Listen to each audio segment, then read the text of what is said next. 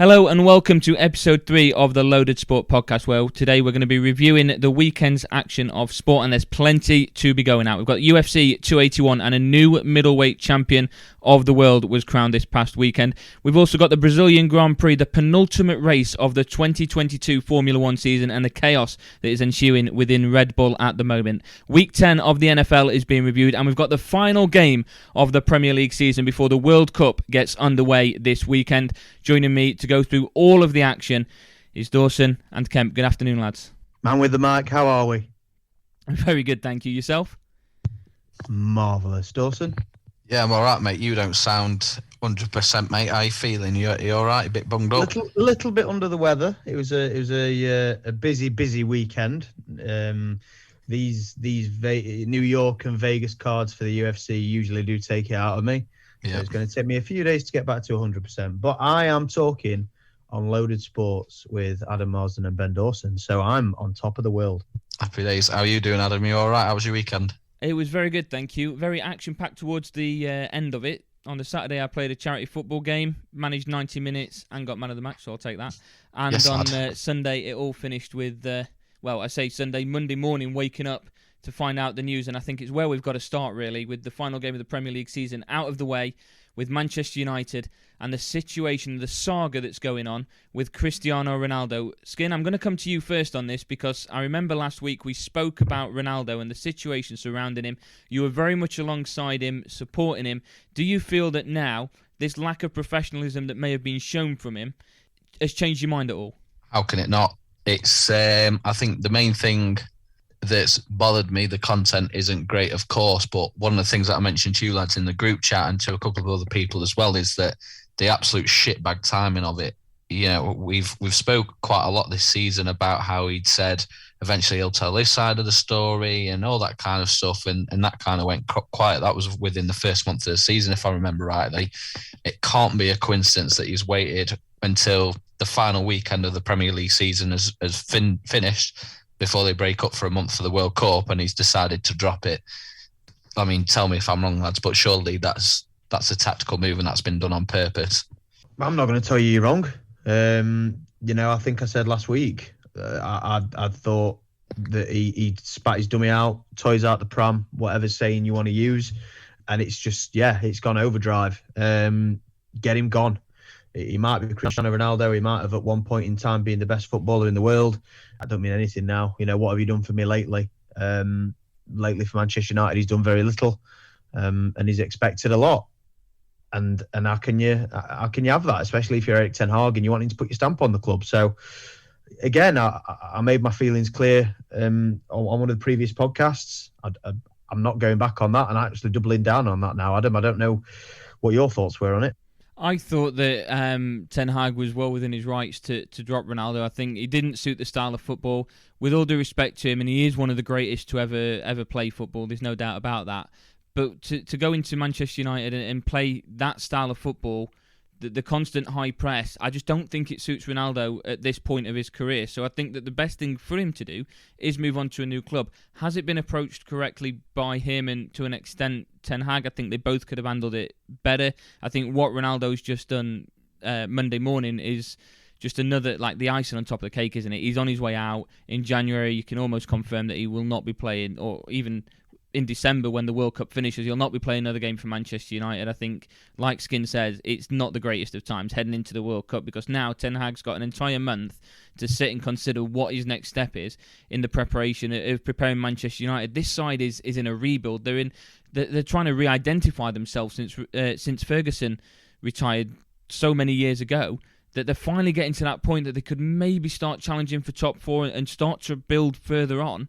That now they've got one of the players that is such an iconic character within that side and in the history of the club, that now he's starting to try and create that turmoil to try and upset the rhythm again for Manchester United when they're so close to getting back to, I wouldn't say the old Manchester United, because they're still some way off that, but the Manchester United that could maybe compete on a more regular basis for top four and try and push things on. They're still somewhat behind sides like Newcastle and Tottenham at the moment, and this situation that Ronaldo's creating, I think, is only going to make things worse. They're going to go into this break now with the World Cup. The players are going to focus on what's going on there. Then they're all going to come back to an absolute shit show that's going on at Old Trafford.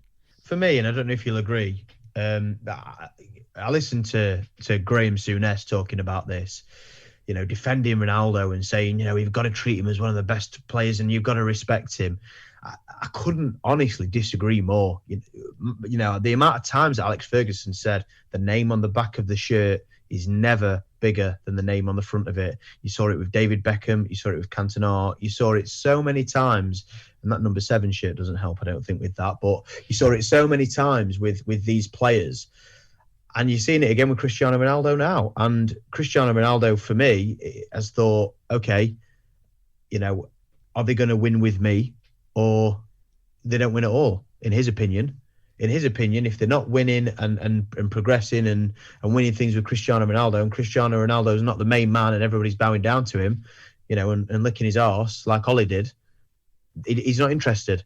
And for me, the biggest thing, and I don't know if you'll agree with this, Dawson, and I suppose there's no way really we'll ever find out, but the biggest thing for me is what went off on those conversations at the start of the season. Because Cristiano Ronaldo wanted to leave. He was gone. He was out the door. But then they got Ten Hag and Ferguson and Richard Arnold, and they all had that, crisis talks, and he managed to stay. What do you think went off in those conversations, Dawson, for things to go this badly? 3 months later? Who knows, mate? I mean, let's face it, him coming back to United didn't exactly start on the best of terms, did it? Because if we go back to that moment where he did re-sign, was it only to stop him signing for City, which was heavily rumoured in the few days before, him coming back to United. So is that the best terms to join a club, purely to stop them going to somebody else? Probably not, but given their history, there'd be worse players to join worse teams in that kind of situation. What happened in those talks? Who knows? Is it we need the experience in the squad, stay with us for Eric's first season, we'll sell you in January, depending on how it's going. Like you said, Kemp, we're never going to know what kind of conversations we have had there. But the biggest question now is what happens next. We've got the World Cup, the comeback from that a couple of weeks later, January transfer window's open. So do they release him? Do they agree a deal with the club to get him just off the books, what it may be? But how do you come back from quotes such as, this is aimed at the club hierarchy, so including Ten Hag, but also, well, who knows? Is it your executives? Is it people on the board? We don't know. But not only the coach trying to force him out, but another 2 or 3 guys around the club. Didn't he want to leave? Didn't he want to leave? He did, yeah. So how can someone be forcing him out when he wanted to leave? He's a fucking idiot. Yeah. Well, that's one of the quotes. Not only the coach trying to force him out, but another 2 or 3 guys around the club. I felt betrayed. Yes, I felt betrayed, and I felt like some people don't want me here, not only this year, but last year too. And then in a direct quote towards Eric Ten Hag in terms of him having no respect for him, the quote was, I don't have respect for him because he doesn't show respect for me. If you don't have respect for me, I'm never going to have respect for you. So again, we can only see what we see in the media during games, that kind of stuff. There was a big thing about Ronaldo not being brought on when United were heavily behind in a game a few weeks ago. I can't remember who it was against, so I apologise. But, Eric Ten Hag came out after the game and said, I didn't put Ronaldo on out of respect. We're against City, weren't it? When against City? Yeah, I did think. Yeah, I did. Part of me thought City, but I didn't want to say when I wasn't 100% sure. But he got questioned after the game as to why I didn't bring Ronaldo on, and he said that he didn't want to disrespect him by bringing him on. So Ten Hag is trying to sort of appear in the press like he's got a lot of respect for Ronaldo, what he's done in his career, where he's at in his career. What is Ronaldo sort of seeing or perceiving behind the scenes that to him shows the disrespect? Or again, we can only ever speculate. We don't know. We're not a part of the club. We don't have sort of inside knowledge as to what's going on behind the scenes. But if it is just a power play and he's done it before the World Cup, knowing that when he comes back 2.5 weeks later, the transfer window is going to be open and United are kind of handcuffed in terms of, right, we can't really do anything now, just get rid. He won't play for Manchester United again. No, he will not play for Manchester United again. I'd be surprised if he did. I'm putting my foot down for Eric Ten Hag on behalf of my fellow Baldy. He cannot play football again for Manchester United because, again, the timing, like you said, it's shitbag timing. It's a power play so that he can, say all this and drop these bombshells and then go off to to Qatar and be Portugal's hero for a month. And like you say, it's horrendous timing for everybody. It's a political move, isn't it? Because if it was something that he was really passionate about, of course it is, and he had the intention of speaking out about how he was feeling, rightly or wrongly, or whatever he feels, how he feels, he's been saying this since the first couple of weeks of the season. So there's no other reason for it to have been it's all about 4 months or so. It's all about him. Yeah, it's all about him. He's come in while he came into the club when Ollie was in charge, former teammate. Ollie historically had a good relationship with his players, but I don't think he was very much of a disciplinarian. So these players coming in, Southgate-esque. Oh, don't get me started on it. We'll speak about him on the Friday's release. We will. Lingard doing what he wanted, and he's done nothing at Nottingham Forest. All these players just doing whatever they want. Training was an absolute shambles by all accounts. Excuse me, mate. Excuse me. I don't want to let you go too far further without calling you out on something. Jesse Lingard has not done anything for Nottingham Forest. I think you'll find he did the gritty after scoring a goal last weekend. Continue. Apologies. No, I'll take Lingard out of that. Then that changes that argument. But you see what I'm saying. I don't think Ollie was such a disciplinarian. Ronaldo came back to the club as this superstar. We can argue till the cows come home as to why he came back to the club, but he did. He came back as a superstar. Ollie, you're Cristiano Ronaldo. You do what you want. And then next minute, you've got Erik ten Hag coming in, who's got the backing of the board, the backing of the sporting directors and the technical directors, the backing of the owners, and Ronaldo. Now the power's shifted in such a way that he's got no other tricks to play. He's got no other tricks up his sleeve. He tried not coming on against Spurs.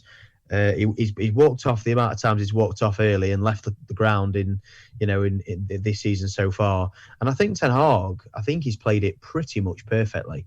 And now, Ronaldo's put a rope around his own neck, because Ten Hag can now come out and say to the fans, we've had to get rid of Cristiano Ronaldo because he did what he did.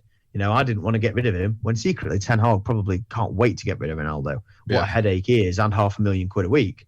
But he can, come out now and say, listen, guys, you saw what he did. I didn't make him do that. I didn't put him up to that. He did that. So we had to get rid of him. So actually, I think Ronaldo's done Ten Hag a massive, massive favour, Adam. Yeah, I think this is what Manchester United have been screaming out for quite a while. A manager to really take United by the scruff of the neck and push them in the right direction. They've had Van Gaal, they've had Moyes, they've had Mourinho, they've had Ole Gunnar as well. Managers that have earned the merit in their own right, but none have really had this sort of situation. They've all had Pogba to deal with, and none of them really took control of that situation, and Pogba could still play the games for United, believing that he was Manchester United. So Alex Ferguson had none of that, and you pointed out earlier, I don't know which one of you it was, that Beckham, Cantona, those are players that at one point felt that they were too big for Manchester United, and they were out the door as quick as you could think. Ronaldo now needs to go in that same direction, and that's a statement from Ten Hag that he is that nobody is bigger than the club, and like you said, the name on the back is never as big as the name on the front. And this is what Manchester United have needed for a while, as opposed to managers that have kind of taken the easy route around things, not necessarily been disciplined or well disciplined within the side. To have a diva like Ronaldo, and I'm going to go to the extent of calling him a diva, the situation that he's put himself in now, and Manchester United, for Ten Hag to say, right, see you later, he's on his way in January, it's a statement from him that Manchester United are still a big club and nobody is bigger, even the potential greatest to ever play football. And loads of people will argue whether he is or Messi is at the moment, and I think Ronaldo's very much signing himself out of that conversation, isn't he? I was going to say, just off the back of what Adam was saying, just off the back of what Adam was saying there, because I was thinking it myself, like, where does, you spoke about the Ronaldo versus Messi thing there, like, where does this leave Ronaldo's legacy? Because this probably is going to be his last sort of chapter at a big club. Who picks him up now off the back of this, and what does this do for his legacy, which I suppose we won't be able to really judge until he comes back from the World Cup and what happens in January. But where do you both think this leaves his legacy in terms of what people look back on his career? Into Miami. I think for me, I was just about to say, I think it's difficult because he did have that opportunity to go to the Middle East, didn't he? Yeah. And earn God knows how much a week for, playing really low level football. And he turned it down. So I don't think that's what he wants to do. Excuse me. I do truly feel like he wants to still play in the Champions League. who that looks like and what sort of team that is. I think Fenerbahce or somebody like that has been sort of floated around, one of these clubs in, countries where football's probably not as good a quality, but they are still in the Champions League. Could he go there? But again, A, who could afford him? And B, at this point in time, he's so diminished as a player and as a, in terms of his attitude. Who would want him apart from, like Adam's just mentioned, maybe an MLS side. I mean, to be fair, on the last thing I am going to say on this, I am actually going to correct myself from an earlier statement I made. I don't think, obviously, Cantona was a bit of a handful at times, but I don't actually think that he left the club under a cloud. I think he just decided he'd had enough of football. So I'll take Cantona out and I'll put Roy Keane in, because Roy Keane, he definitely thought he was a bigger club at the end, and I love Roy Keane. So, but yeah, I think Ronaldo's legacy will be tarnished somewhat, and I think he'll still be a legend of the game. But in terms of being a legend in Manchester, I think he's definitely diminished his legacy there, Adam. Yeah, I have to agree with that. We'll move on to games of the week now. So each of us have gone for a game of the week. I'm assuming none of them includes Manchester United from Sunday, but Skin, we'll start with you with your game of the week from the weekend. I think, looking at sort of the bigger games, you've got Tottenham beating Leeds 4-3. I watched, I saw the Liverpool game on Saturday, and they played quite well, beating Southampton, who were out of form. Arsenal getting that big away win. Newcastle, we spoke about in the preview show, that was the game of the weekend in terms of what we were expecting. They got a huge win at home to Chelsea, but I'm going to have to give credit to Brentford winning 2-1 away at Man City.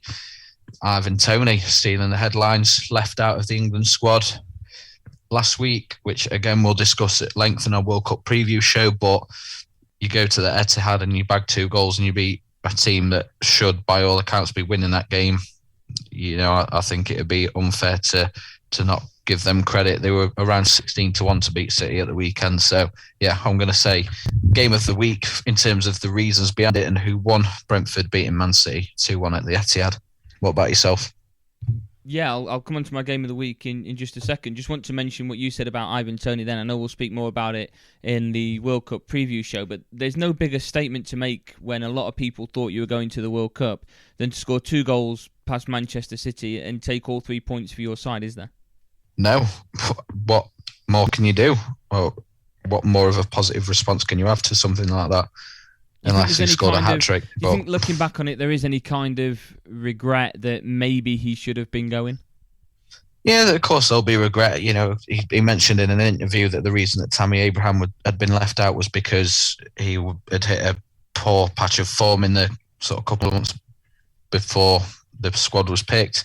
Ivan Toney news came out early last week about him potentially being involved in some kind of gambling allegation that the FA was looking into. So I would think that that's the reason why. I know a couple of people have mentioned it, in our circle. So I can't see any other reason why he would or should have been left out other than those allegations hanging over his head. And, it was more of a, let's not include him. For me, you can't, it says something about his attitude that, regardless of these allegations and whatever, we don't know what's happened there. So we can't disparage somebody when, again, we don't know what's happened.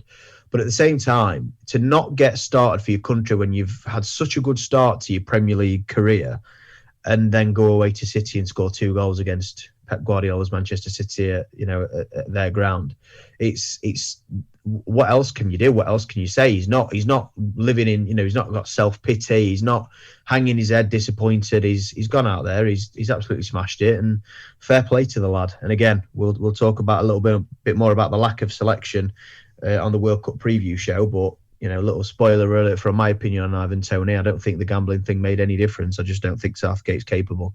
Adam? There we go. Yeah, no, I have to agree with you. I'll move on to my team of the week so we don't end up overplugging the World Cup show and talk about Tottenham against Leeds United as my game of the week.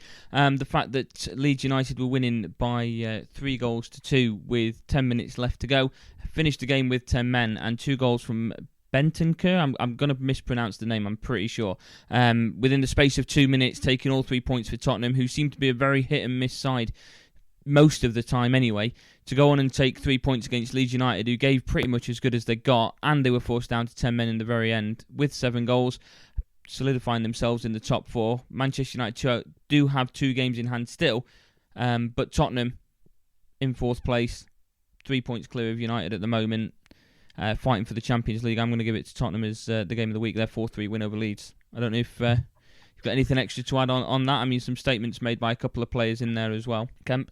Yeah, you've completely stolen my thunder on that one. That's exactly the game that I was going to go for. So you know what, Adam, seeing as you're a Chesterfield fan, I'm going to say Chesterfield winning 5-1 away at Torquay is going to be my game of the week. Jake going to be happy about that. No idea what it was like. It? No idea who scored. But I saw they won 5-1, and I'm happy for you, mate. And you stole mine, so I shouldn't have been that nice to you, really. But there we go. I'm just very quickly just to shout out another game.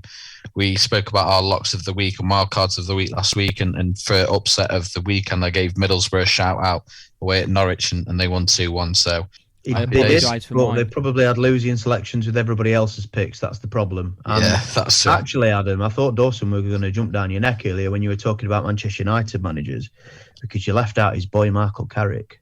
Did, yeah. Are we including interim? How much do you include him? I think Dawson would want him included. Put it that way. Right, Michael Great Carrick play, as well. Then, just such an underrated player. Tell you what, if United had a prime Michael Carrick in that team now, they'd be a better side for it. So yeah, he'll always get my love because he's such an underrated player for me. Fair enough. And now starting his own management career, perhaps one day back at Old Trafford. We'll keep an eye on that. Looking towards sides that have been performing quite on the opposite spectrum, Chelsea, we've got to include. You mentioned Newcastle against Chelsea Skin as one of the games to watch. In fact, the game to watch. Newcastle walked away with a 1-0 victory. Chelsea now 3 defeats in a row. Was getting rid of Tuchel the incorrect decision, or was it getting Potter in that turns out to be the incorrect decision for Chelsea? Skin, we'll start with you. Well, it's a domino effect. They technically shouldn't have ever got rid of Tuchel. There wasn't really a massive need to, but now they've lost, 4 out of the last 5 games. They've had 3 tough league games in a row, to be fair to them. Chelsea, City, Newcastle, they've lost them all. They've not scored a goal in any of those 3 games. So, yeah, I mean, I suppose it's easy to put blame on Graham Potter because he's the one that's in the position now, but a lot of people question the board's decision to drop Tuchel when they did, and with every game that passes and every dropped point that sort of goes by, it's an even more of a questionable decision. So I think the blame lies more with dropping Tuchel than it is bringing in Potter, because it was such a sort of mad, rushed few weeks that came out of nowhere that you have to go back to the start, really, as to what started that domino effect of putting them where they are now. And that sits with the board.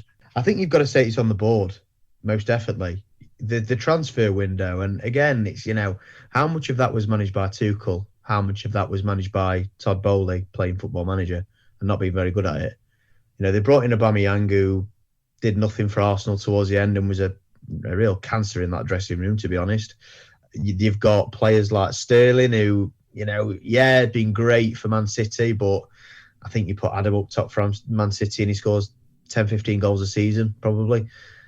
They've brought in players that just seem diminished, not up to it, wrong attitude, and it's showing. And I honestly don't think whether it's Tuchel or Graham Potter, I think are both fantastic managers. I think the problems lie much deeper than that at Chelsea, and I think, I'll be honest, I've got no ill will towards Chelsea, but I think it's only going to get worse before it gets better, Adam. Yeah, Skin, you mentioned about the fact they hadn't scored in the last 3 games. Aubameyang dropped to the bench, unused substitute. Raheem Sterling, not even on the bench.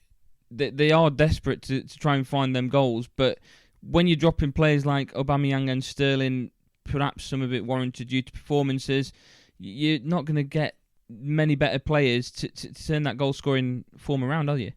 No, it's a bold statement by Graham Potter to do that. Sterling, I don't think, has ever been prolific in front of goal at club level. It's been very successful for England over the last couple of years, should I say. But yeah, never been the most prolific, but he's very good at that sort of link-up play.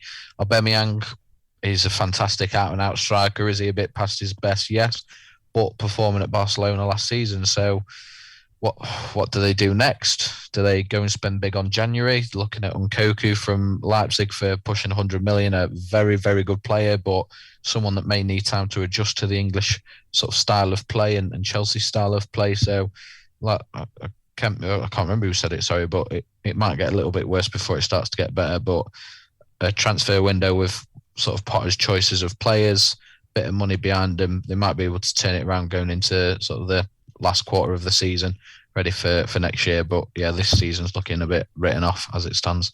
Just to mention on what you said then about the fact that they're looking at players that maybe need a bit more of an adjustment time to the Premier League, I don't think Potter's got that, and I think that's quite bad from Chelsea's part that they've got that reputation now that a manager's going to have January to bring in his own players. And Potter might even be gone before the end of January. That's how bad things go with Chelsea, that if you have like one bad transfer window or a couple of weeks, then it's a completely different situation. They've lost 3 on the bounce. We're about to have a break for the World Cup. They don't come back in any sort of form. He might not even see it to halfway through January before he's given his marching orders. So you might not even get to see the players that Potter can bring in. I think he's got to look for players that already have a bit of experience within the Premier League. I think he's got to look at players that have played here before, that can adjust quite quickly and adapt to not only his style of play, but the league within itself, because I don't think Chelsea are going to give him the time to bring in his own signings and let them settle in. At the moment, where are they in the Premier League at the moment? They're not even within Europe, are they, at the minute? They're in 8th place, so they're just outside of Europe. And with the sides in and around them with games in hand as well, they're in danger of falling behind the top 7. So I can't see it lasting too long into January if that form doesn't turn around before Potter's gone. Kemp, I don't know if that's something you'd agree with. I'd like to just jump in there very quickly, Kemp, if that's all right. Just off your point there, Adam, of that, can they afford to look at players that need to adjust to the Premier League and look at players with Premier League experience? It was off the back of the conversation where you mentioned Aubameyang had been dropped in Sterling as well. And they're 2 players that have a lot of Premier League experience and have been successful in the league before. So they've tried that approach, and by the looks of it, it isn't working currently. So where do they go? I genuinely don't know. I think January is a case of getting their summer strategy started early, but it depends how much money the board is willing to put in. You mentioned there about Potter potentially being sacked. I think Kemp would be very happy at that. He's a big advocate for Graham Potter being England manager. So regardless of how England do in the World Cup, if Southgate decides, it's time for him to move on and let someone else have a go, might be perfect timing in Kemp's world. But I think, it'd be very harsh to get rid of Potter, especially considering the circumstances in which he ended up the Chelsea boss. But yeah, it's tough in terms of what type of player they go for, because their strategy was to go for players that had Premier League experience, and look at how that's going for them so far. I think they've got to start looking to the future, and those players like Unkoku that might need a few months, might need a few weeks or whatever, or even a season to fully adjust, is going to pay for them over the next 3 to 5 years and maybe even beyond. Sorry, Kemp. No, you're absolutely right. Yeah, and I think, should they get rid of Potter? No. They should let Potter conduct his own recruitment, keep the nose out. 3 or 4 transfer windows and let him build his own squad and his own identity. Will they get rid of him? If they don't improve, I think he'll be gone at the end of the season, Adam. I just want to say, I'm not saying that they should get rid of him. I'm saying that the reputation that Chelsea have is that he won't be there till the end of the season. Yeah, no, you're not wrong. Yeah, you're not wrong. I completely understand what you're saying, and you're not wrong. But no, I agree with what you say that, he should absolutely keep the job. The side they went up against, though, Newcastle, unbeaten in 10 at home, now 3rd place in the Premier League, closer to Manchester City than Manchester City are to Arsenal as it stands at the moment. They are proving to be a force to be reckoned with. Skin, I know you named them last week as the team of the season so far. They're just emphasising your point a bit more, aren't they? I love to be right.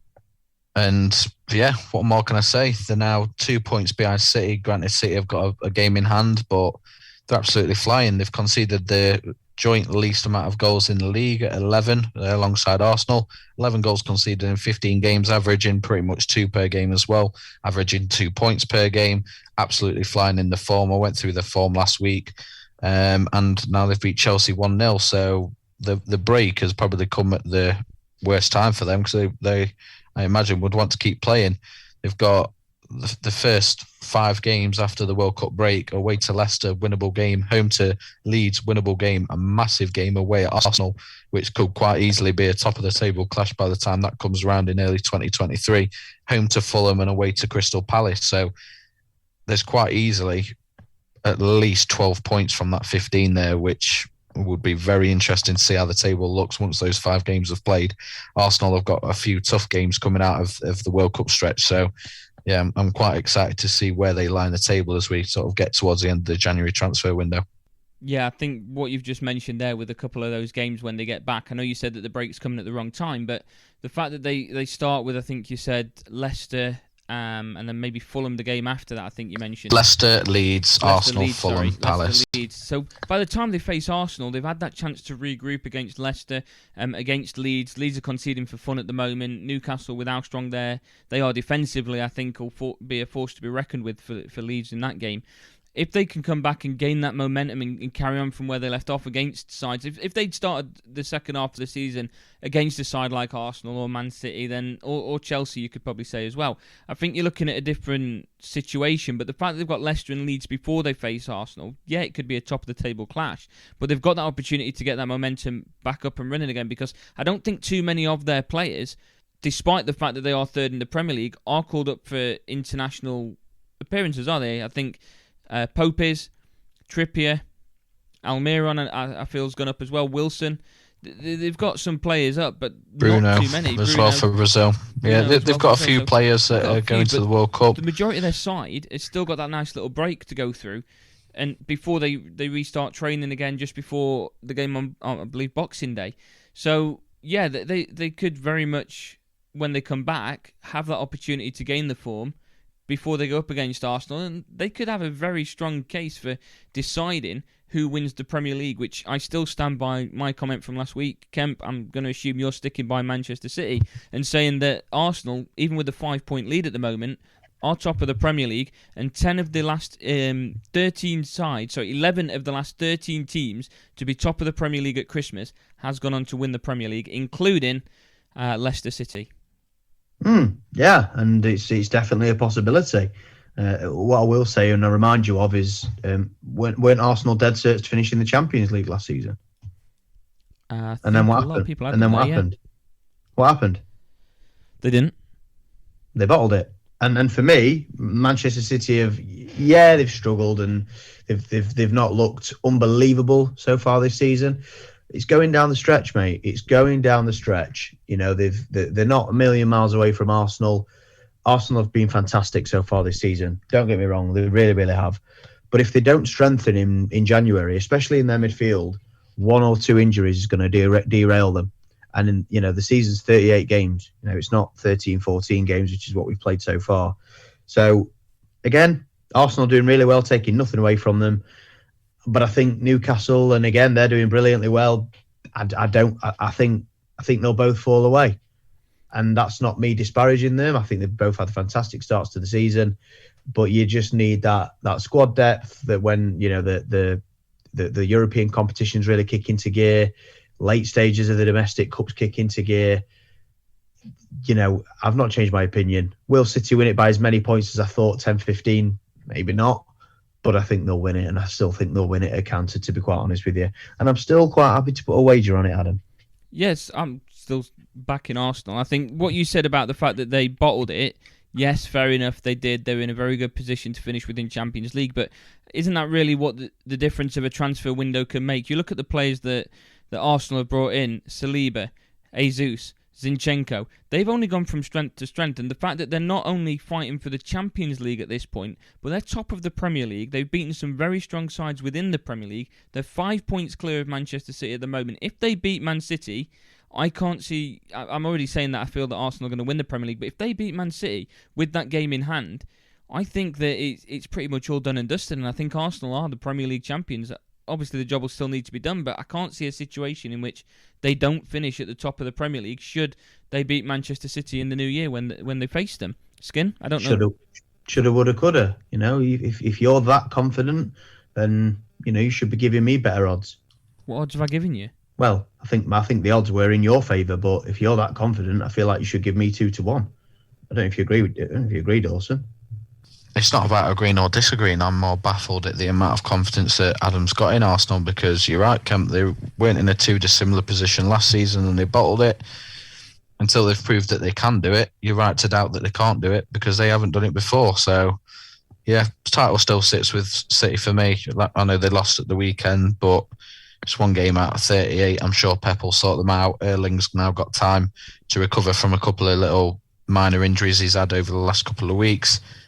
It still City's for me, and I think it will probably take another 10 games of good form for Arsenal for me to start doubting that City could potentially not win the league this season. That's fair enough. So just to wrap things up football before we move on to week 10 of the NFL season, Kemp, I'm going to start with you this time for your player of the week. I'd have to go with Ivan Toney.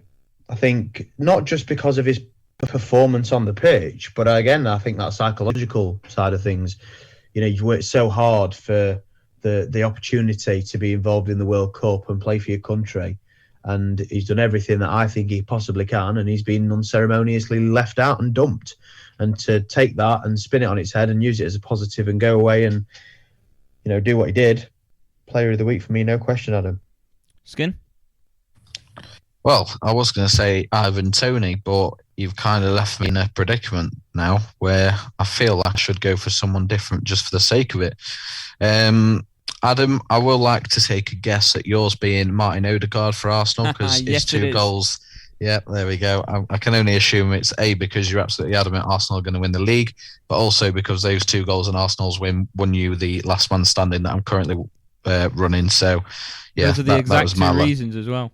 Well, I'll tell you what, why don't you give any more reasons to the listeners to back that up while I ever think about who my backup player of the week's going to be? I think throughout the season, Odegaard's been one of those players that Arsenal can rely on, and when they need it the most, he can just turn into second gear and find a goal from absolutely nowhere. And whilst Arsenal were dominating possession against Wolves, you still had that sneaky little feeling that Wolves were a side that could just out of nowhere get a goal against Arsenal. And I think the first goal that Odegaard got really set the wheels in motion for Arsenal to go and get a second one. I think the fact that he's been so confident with how he's been playing, passing style moving forward, getting into those positions to make things very difficult for opposition defences. I think as soon as they got that first goal, it very much demoralised Wolves and opened up the opportunity for him to get that second. I think as a player, he's been fantastic for Arsenal this season, reliable in these sort of situations where he can just turn up out of nowhere and get you a couple of goals to get you 3 points and push you further to the top of the league. I've tried to let that go as long as I can, Skin, I'm afraid. So good, mate. I'm prepped and ready. I'm going to give it to the new Liverpool fan favourite, Darwin Núñez. He came from Benfica and he's now playing for the Big Reds, as we know. I think he's starting to adjust now to the English game. A lot of hype when he joined them about him going to Liverpool for a lot of money, Erling Haaland going to City for less money, and what kind of contributions they make to their respective teams. Erling obviously has had the start that he's had. Darwin Núñez, not so much, but he looks like he's starting to slowly adjust now. He's scored quite a few goals in the Champions League, not so many in the league, but 2 goals at the weekend. He's got a lot of work rate. He's grafting for the team. You can see it not just in sort of trying to create attacking plays, but in terms of breaking up plays, getting back. He wants it. He's clearly a hard worker, and yeah, I can see him becoming a fan favourite at Anfield sooner rather than later. So I'll go Darwin Núñez for my player of the weekend. Fantastic. Thank you, lads. In just a few moments' time, we'll be talking about the NFL and wrapping up week 10 of the NFL season, including an absolute cracker that took place in Buffalo.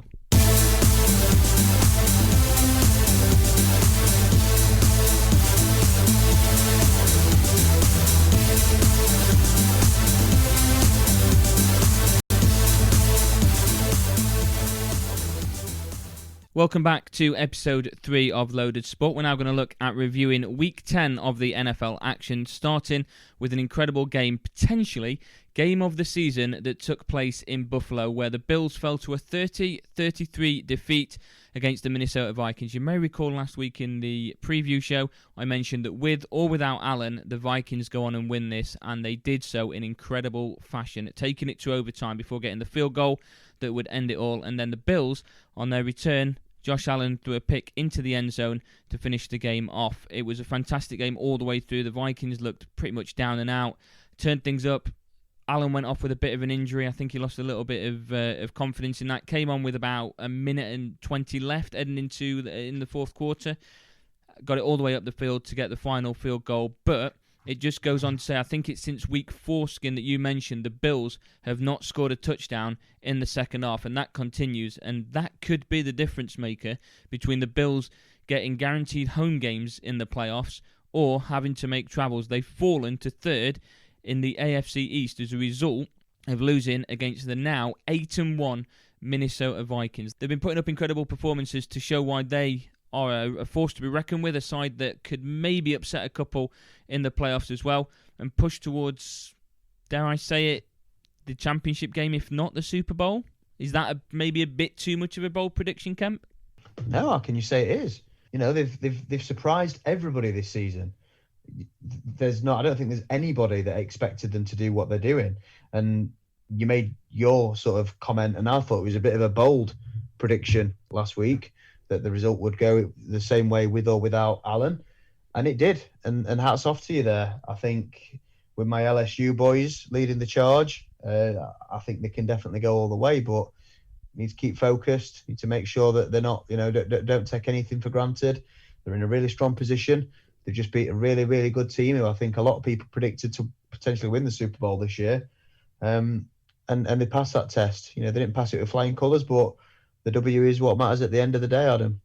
Absolutely. And Skin, the Bills are in your division, so it makes it a bit sweeter to see them fall to this sort of defeat. Doesn't really open the door up for the Patriots very much, though. But do you still feel that the Bills could go on and win the AFC East quite confidently? You look at the sides that are performing there at the moment, the Dolphins, they don't look like anybody's going to stop them, but neither did the Bills.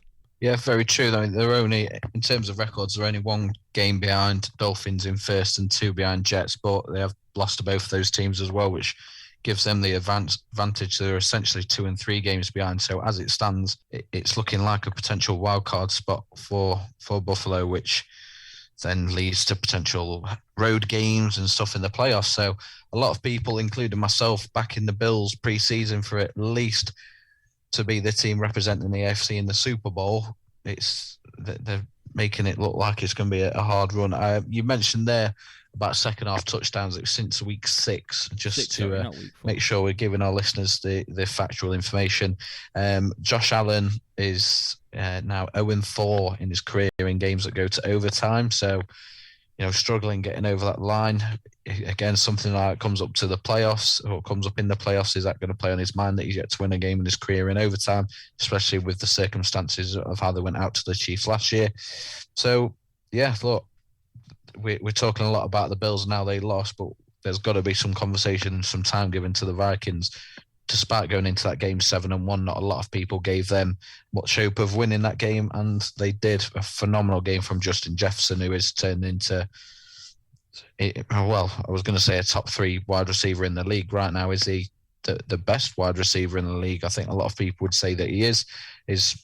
All-timer catch that he made towards the end of the game. For me, OBJ's is still better, but that doesn't take away from the incredible effort and the incredible stats that he delivered in that game. So, yeah, all credit to Minnesota. They're now 8-1. They've got a massive gap between them and the rest of the teams in the NFC North.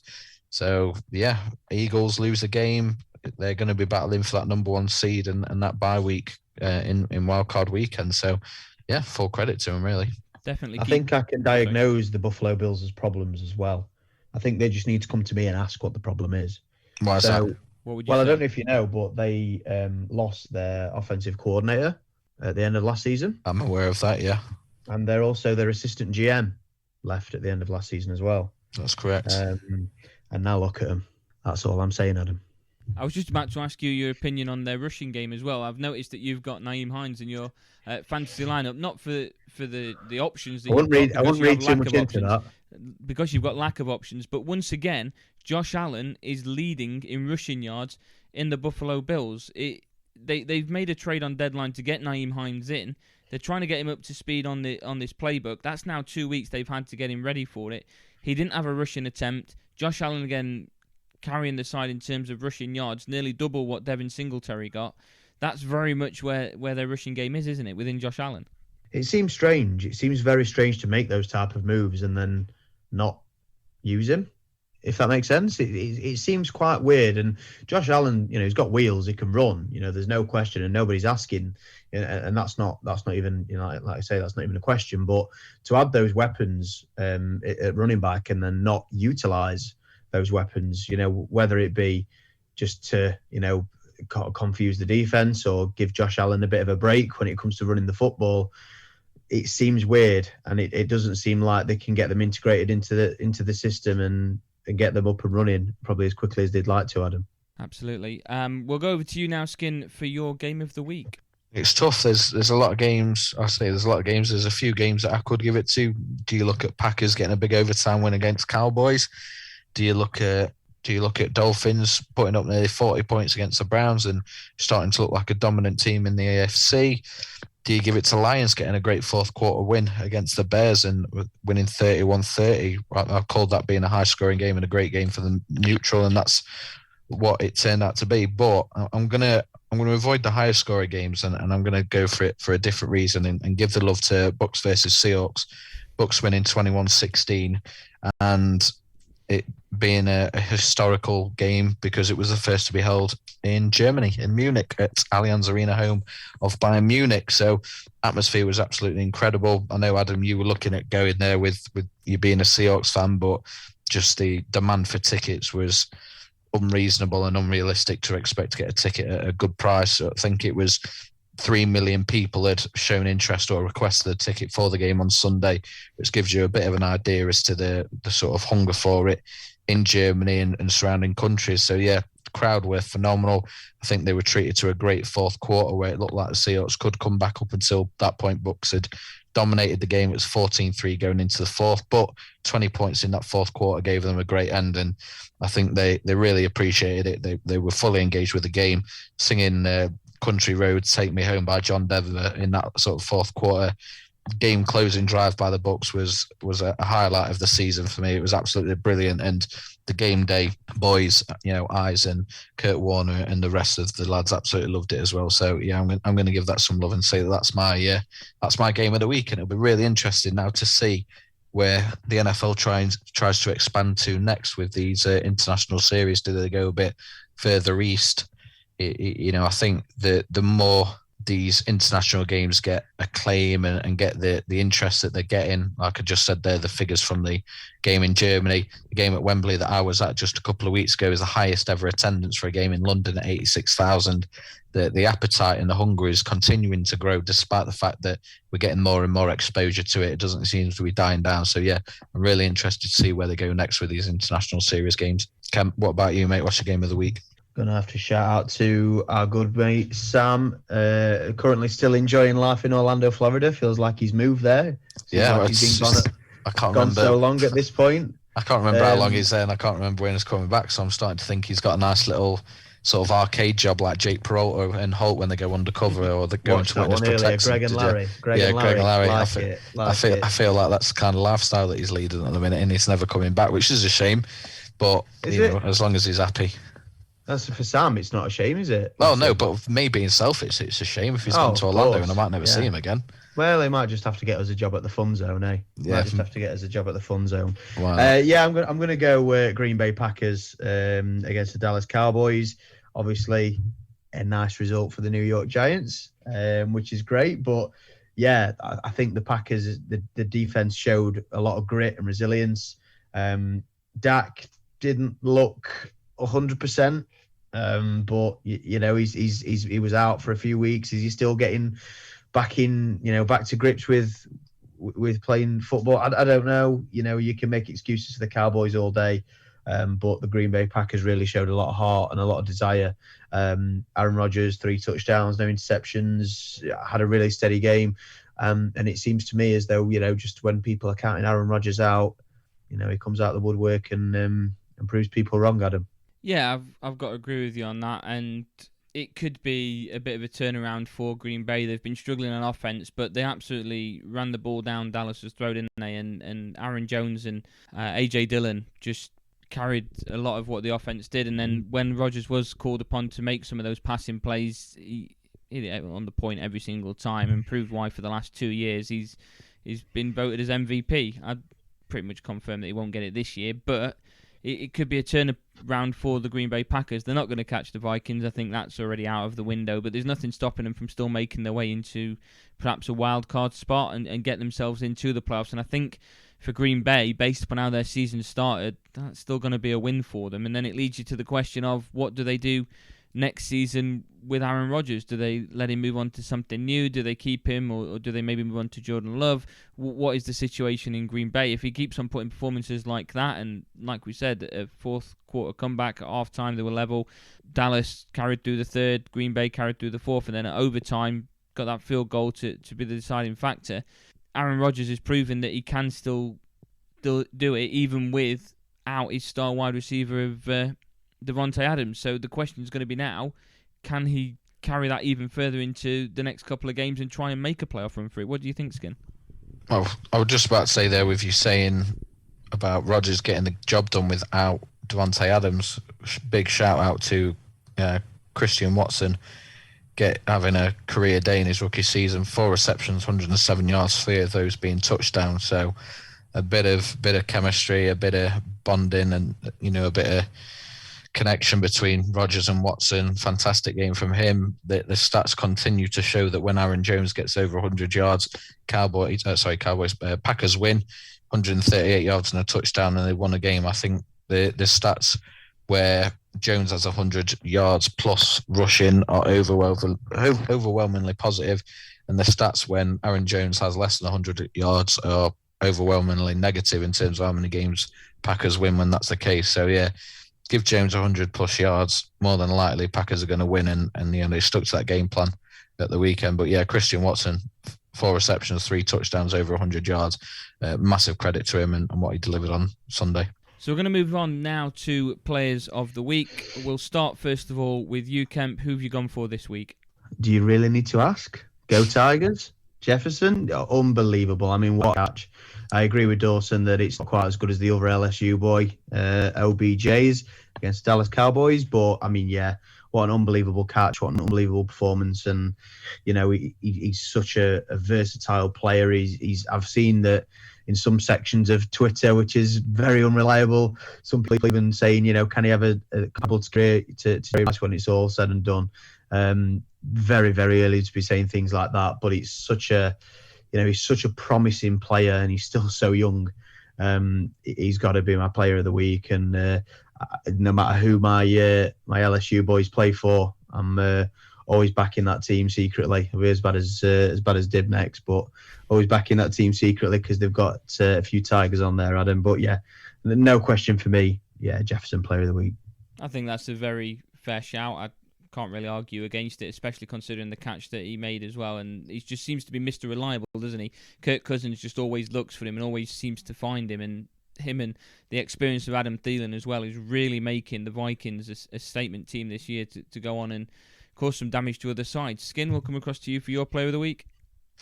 I'm actually going to stick with Christian Watson. There's a few players, Patrick Mahomes, again, going under the radar despite the fantastic performances he's put in. I think he's set the bar so high for himself that people aren't really paying that much attention to him. Justin Fields, he's now, despite being a quarterback, at over 300 yards rushing over the last 2 weeks. Christian Kirk, 9 receptions, 2 touchdowns, over 100 yards against the Chiefs. I really, really wanted him off you last week in fantasy league so I could play him. So thankfully I won still, but yeah, really, really wanted him as I was expecting a good game, but he over-delivered. But yeah, I think Christian Watson as a rookie, 3 touchdowns, over 100 yards, and 2 of those touchdowns coming in the fourth quarter to help them come back from a 2-touchdown deficit to then win the game. I'll show the rookie some love this week. That's got to give him a lot of confidence as well, isn't it? Considering what Aaron Rodgers... I mean, normally as a rookie, you struggle to get into the NFL or you just hit the ground running. And with Green Bay, it seems to be a case of they've been struggling. But you've had that extra pressure from your quarterback showing that he's not really got much faith in yourself as a rookie when he's been doing media appearances. So to be able to turn it up and put in a performance like that has got to give him a lot of confidence, hasn't it? Yeah, definitely. We spoke couple of weeks ago in regards to Rodgers as a team player, and yeah, him and Romeo Dubes as been sort of stop-start in terms of the niggling injuries and things like that. So, yeah, a bit of a breakout performance for him. See how that takes him into the rest of the season. And Romeo Dobbs, not Doubs. It's spelled Doubs. It always throws me off. There we go. I'm going to go with Christian Kirk. I was worried that when you said Christian, you were going to go with Kirk anyway. I'm going to go with Christian Kirk. 9 receptions, 105 yards, 2 touchdowns against the Kansas City Chiefs. Very much gave them as good as they got, the Jags. And I still think they're a side that could maybe get into maybe a late run towards the playoffs if they can pick up some form. And I think Christian Kirk's just been integral to that. He's a top 10 wide receiver in terms of statistics so far this season. I've been promising, I've been telling you all through the season, haven't I, that I feel a lot more of his worth than a lot of people do. And I think that's just another example of how he's managing to find this separation amongst defenses and putting a performance like 105 yards in just 9 receptions, averaging nearly 12 per reception. It's just an incredible performance against a Chiefs side that they just don't look like being stopped at all, do they? So the Jags, I think, put in a very good performance in Kirk, carrying that through from the receiving side of things. Would you agree? Yeah, definitely. Christian Kirk got he had a lot of negative spotlight on him in the off-season because of him joining the Jags. Well, not because of him joining the Jags, but how much money Jags were going to be paying him for him to join them. So, yeah, you cannot argue or you cannot fault the impact that he's had on that team, record aside and overall team performance aside. He has turned out to be a real shining light on that offense this season alongside Travis Etienne, who's just started to break out over these last 3 or 4 weeks. So, yeah, he's Mr. Reliable for Trevor Lawrence so far this season. And, yeah, he's earning that very, very, very good wage that he decided to sign for in the off-season. So, yeah, full credit to him. I was going to say, there's a lot of questions that were asked about the amount of money that he's going to be paid, and that's why I picked him up in fantasy football, because I felt that with the Jags, with Lawrence, they're clearly paying him like a wide receiver one. They're going to use him like a wide receiver one. I realise that I have also said that the Jags could maybe make a late push for the playoffs. They are 3-7 at the moment, and it does look unlikely. However, I think if they put in performances similar to what they put in against the 7-2 Chiefs, I don't think they could go far wrong. I think you can't fault the effort that they put in against Kansas City and Mahomes and a very strong Chiefs side. Yeah, it's a bit topsy-turvy this season for them. I saw them at Wembley and they weren't particularly great, to be honest. But, you know, Lawrence got picked off twice. ETM was absolutely phenomenal. They've got a long way to go, but they've got some, I want to say a lot, but maybe not a lot, but they've got a few very good young pieces in there that they drafted high. So the future is a bit bright in Jacksonville. They're not in their strongest division, so there's some hope there going into the next season or two, depending on if they get these next couple of off seasons right with free agency and drafting. I'd got them down as my bold prediction along with Detroit Lions. I'd got both the Jags and the Lions making the playoffs, and I can confidently say that is not going to happen this season. Well, I'm just going to very quickly touch on that because I said about, predicting our anytime touchdown scorer who we fancied. I picked CMC, who got a touchdown yesterday for San Francisco as part of the win against Chargers. Kemp picked Saquon Barkley, who again got that touchdown contributing to the win against Houston Texans. For you, for some reason, decided to go rogue and go for Chuba Hubbard. So I'm glad I didn't decide to sort of think, right, I'm going to back our treble that we pick each, or we pick a selection for each, because you would have let us down with that outlandish pick. But we'll see what Thursday brings and see who we fancy for week 11. I think I'm going to have to go a bit more sensible moving forward with these, because Chuba Hubbard was a very, like you say, rogue pick, and Deontay Foreman, just any sort of rushing plays that the Panthers are going for is always going through him at the moment, and Hubbard's just not going to perform much at all, is he? So we'll move on to the predictions, as you mentioned. We'll be doing our predictions on Thursday ahead of this weekend's games. Of course, we've got tonight's game, or Monday night's game, still to go on. At the time of recording, it is still tonight's game. The Eagles against the Commanders. Kemp, we'll come across to you for your prediction first. This is going to be a very difficult one for you to try and find some middle ground for, isn't it? What would I like to happen? I'd love the Commanders to come out and show out and, prove that Philadelphia are mortal. Don't think it's going to happen. I think the Philadelphia Eagles are going to run away with it. And I think they're going to keep running away with it for a decent amount of time. It's going to be an Eagles win, maybe by a couple of scores, Dawson.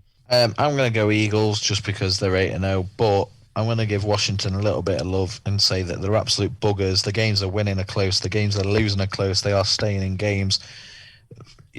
Eagles, a couple of their wins have been close as well. So I'm going to go Eagles, but I'm going to say that it'll be by no more than a touchdown. I'd love to, like Kemp said, sit here and tell you that Washington are going to upset the odds and beat the Eagles, and I really can't see where it's going to come from if they were going to. I think the Eagles are just too strong on both sides of the ball, and the trade just before the deadline as well just emphasised how strong they are. And it was bizarre when I looked at the strength of their side, and they are still, at this moment in time, set to have the 6th pick in the draft. And it's just crazy to think that the Eagles are in that sort of situation. Their Super Bowl window is open, and it doesn't look like it's shutting anytime soon, does it? No, absolutely not. But again, Vikings are in there. I think NFC is a little bit weak this season, but we all know about any given Sunday, and kind of lost somewhere like a team against Commanders just derailed their form a little bit, and caused them to lose a few games going in towards the playoffs. So we're way off of sort of thinking about who's going to be where come the end of the season. But just touching on that point, speaking of the predictions, one thing that I wanted to ask you about, now we're at the halfway point of the season, and I just mentioned there we have no idea what can happen between now and the end of the regular season, who will be where once we get to that point. I just want to revisit our pre-season Super Bowl predictions and see if either of you have got any changes that you'd like to make. So Kemp, I'm going to start with you. You predicted the Tampa Bay Buccaneers to beat the Buffalo Bills in the upcoming Super Bowl. What's your thoughts on that so far, and is that something you'd like to change? Yeah, it is something I'd like to change, but I don't know what to. It's been such a topsy-turvy season so far, with teams coming out of the woodwork like the Vikings and the Eagles, and teams that you thought were going to do okay in the Eagles sense of things, but like I say, Vikings have absolutely come out of nowhere. The Giants have surprised a few people. And teams such as the Packers and the Bills and maybe haven't lived up to expectations. So it's very, very difficult to decide what I'd want to possibly change that to be honest with you, because it's just so unpredictable at the minute. I think it's difficult. Do you not think? I agree. Adam, we actually picked the same Super Bowl winner and the same runner-up, so I'll just quickly discuss mine and I'll head over to you. But I had the Buffalo Bills to beat the LA Rams. I am going to change that, and I'm going to repeat a Super Bowl from just a couple of years ago during the pandemic in a near-empty stadium, and go for the Kansas City Chiefs to beat the San Francisco 49ers. I think at the half point of the season, that's where my mind's currently sitting. Chiefs are, by their standards, going a bit under the radar a little bit. Mahomes, as I said earlier, is just playing outstanding football that's not really being recognised because of the high bar he set himself. And San Francisco are just starting to get back into form. They've got a couple of players that returned from injury. CMC is looking like a fantastic addition because he is staying healthy. I think come the playoffs, in a one-game shootout type scenario that the playoffs are, they could get to that point. So yeah, I'm going to go with the Chiefs to beat 49ers as my mid-season Super Bowl prediction. Adam, are you also going to change Bills to beat Rams, or are you going to stick with that for now? I'm going to change both. I'm going to change Dolphins to beat Eagles, I think, in the Super Bowl. Before the season started, I heard Tyreek Hill say that Tua was the best quarterback to throw the ball to him. And the fact that Tyreek set the record that he's set already, Jalen Waddle isn't too far behind as well. Tua is just throwing the ball for fun. He's finding Tyreek, he's finding Waddle. On the other occasion, he's finding Gesicki. The fact that they've now got Jeff Wilson in the backfield as well as Raheem Mostert, they're just going from strength to strength, that side.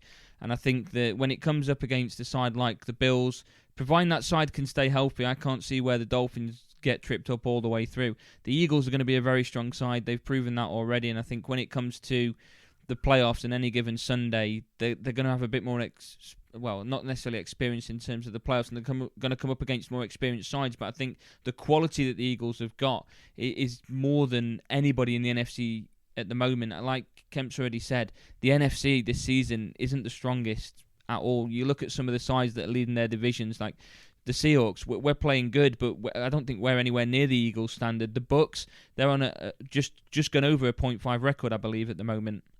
If not, then they are finding a bit of form. Yeah, they're starting to find a little bit of form, and Tom Brady is really the only thing that you can look at within that Bucks and say he's got that true experience that'll be able to carry them through. Mike Evans is getting a few injuries here and there, so they're having to keep on relying on Godwin and Julio Jones as well.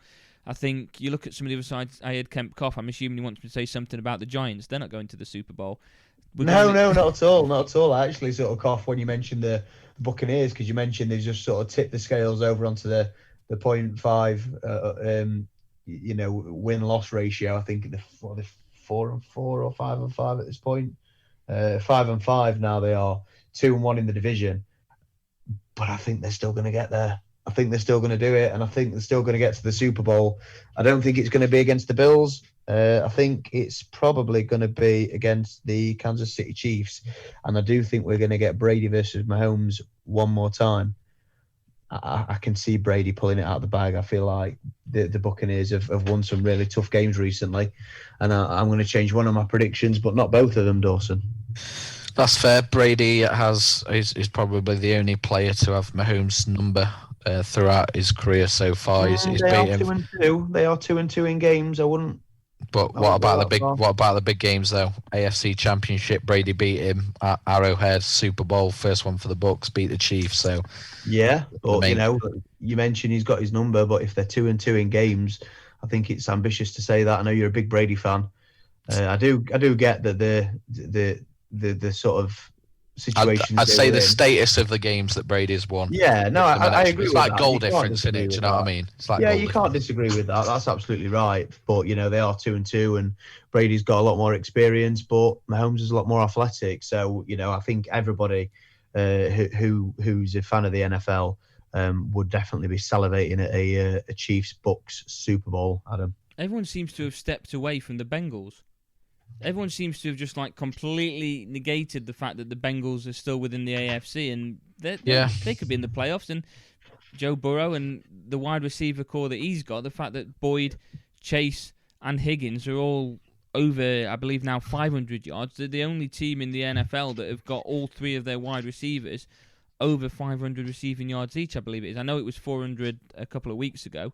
I think the issue with that is the thing that stopped them last season was that O-line and the protection that Burrow was getting. And looking at the season so far, that's not quite been fixed. They put a lot of work in to fix it, but it's not quite there yet. So is that going to be the thing that they get found out about? But anyone that's listening that likes the NFL, feel free to sort of hit us up on any of our social media pages, whether that be Facebook, just search for Loaded Sport, give us a like and follow, Twitter at Loaded Sport, or Instagram at Loaded_Sport, and let us know what your predictions are. Who's going to get to the Super Bowl from the AFC? Who's going to get there from the NFC? And obviously let us know who you think is going to come out on top. It'd be interesting to see what people's thoughts are at the halfway stage of the season. Absolutely. We'll be back in just a few moments' time. We'll be joined by Josh Meller. Anything about Formula One that he doesn't know isn't worth knowing, and we're going to look at the penultimate race of the 2022 F1 season and just what is going on with Red Bull at the moment.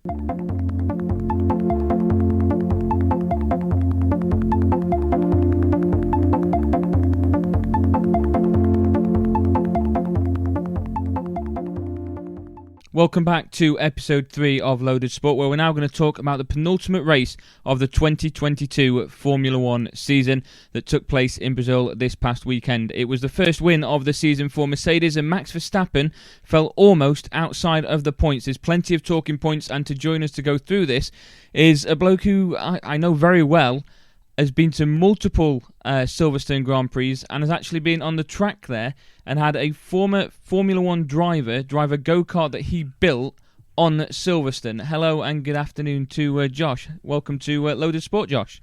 Good afternoon, Adam. A pleasure to be on the show. Thank you very much. I think based upon that intro that I've just given you, I think the first thing we've got to do is ask a little bit more information about how you managed to get Johnny Herbert driving your go-kart at Silverstone.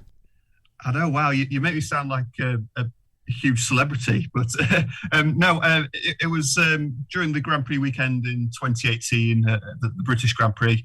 I was just sat in the stand watching the cars go by, and then one of the producers tapped me on the shoulder and asked if I wanted to join in the Sky Sports F1 Challenge. So you can't say no to that. It's once in a lifetime opportunity. So I just went down onto the track with some other strangers I'd never met, and we started building this go-kart over the next hour. And I had absolutely no idea who was going to drive it until a few minutes before it happened. So they kept cutting back to us, asking us questions, and it was really surreal, really surreal. I can only imagine the sort of excitement you'd got when you found out it was Johnny Herbert that was driving the go-kart for you. And you kept the go-kart as well, didn't you? Of the entire of your team, you're the one that kept the go-kart. I did. I'm looking at it right now. I've still got it signed by the man himself and a couple of the other presenters. But yeah, Johnny got in it, and you had to do this sort of slalom between cones and then down the main pit straight again. And we somehow won the race. I think the Red Bull team lost a wheel and they didn't actually finish. And we just narrowly beat McLaren. So it was a very tight race. But yeah, that was so amazing. And just watching it back a few times, I've always got the biggest grin on my face. And just remembering the emotions of that day and that weekend as well, it was really, really fantastic. I can imagine it'll be memories that you go on to cherish. You've just mentioned then about beating Red Bull and beating McLaren. You were representing Team Mercedes, so we'll start talking about what happened in Brazil with Team Mercedes as George Russell finished on the top step of the podium. And for the first time this season, Mercedes managed a 1-2. And for the first time this season, we could go even a step further to say Mercedes managed to finish on the top step of the podium at the final point of a Grand Prix. George Russell and Lewis Hamilton. Now, with the season, with one race left of the season, should I say, the fact that we are now championship done, we know that Max Verstappen's won, we know that Red Bull have won, there's nothing left to fight for from either of those teams. Do you think this is a turning point for Mercedes, or do you think this is a point now where Red Bull and Ferrari are building for next year and maybe not focusing as much on these final two races, that it was just there for Mercedes? I think it is a turning point, Adam. You've got to remember back in February, March, and look at where they were. They were nowhere. They were more than a second off the pace. They were getting lapped in races. Hamilton was lapped at the second race of the season, and it was totally miserable. They didn't know how to set up the car. They tried all sorts of setups. Hamilton himself said he tried all sorts to get the best out of the car, and they just couldn't work out porpoising, the bouncing down the straights, and the dragginess of how draggy the car was down the straights as well. They had all sorts of problems, and they introduced an upgrade at Silverstone and then another one at Austin, and it's been a very slow progression, but they finally cracked it. The straight line speed is still something that you need to work on, but the efficiency of that car is a lot better. And in the last couple of races, they've been fighting for wins. Last three now, they've been fighting for wins. So it is a turning point, Adam. And with only a minimal amount of regulation changes going into next year, it could be game on again for Mercedes in terms of fighting for the 2023 championship. But who knows? There was only a second and a half difference between Lewis and George Russell when they both crossed the checkered flag. It means Lewis still has that one race left this season to be able to really go out there and continue his streak, isn't it? I believe is it every season he's been in Formula One, he's won at least one race per season. Is that correct?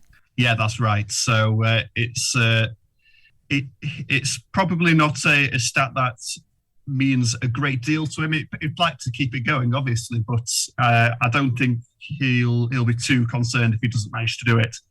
I think they have got another great chance in Abu Dhabi. The car just seems to work in the high downforce, low downforce areas of the track. That third sector in Abu Dhabi will really suit them, and they seem to have solved a lot of the issues they had with straight line speed and aero efficiency on long straights. So I think they'll be in the running. Red Bull will, of course, be a lot stronger in Abu Dhabi than they were in Brazil, with more practice sessions than you get in a sprint weekend, more time to perfect the car, which always suits them more this year. So I think Mercedes will fight for the win again, but Red Bull perhaps will have a little bit too much with Max, who's been flying this season. He's been absolutely brilliant. Certainly has, and we're going to be talking about Red Bull at length now because of what happened on Sunday. We'll start by speaking to you, Skim, because you are a Red Bull fan. There's a lot of tension going on at the moment, something that Josh will know as a Mercedes fan from past years with Lewis Hamilton and Bottas and Rosberg, and of course when Lewis was at McLaren as well. At the moment, it just seems to be clicking on the track in terms of things for Verstappen.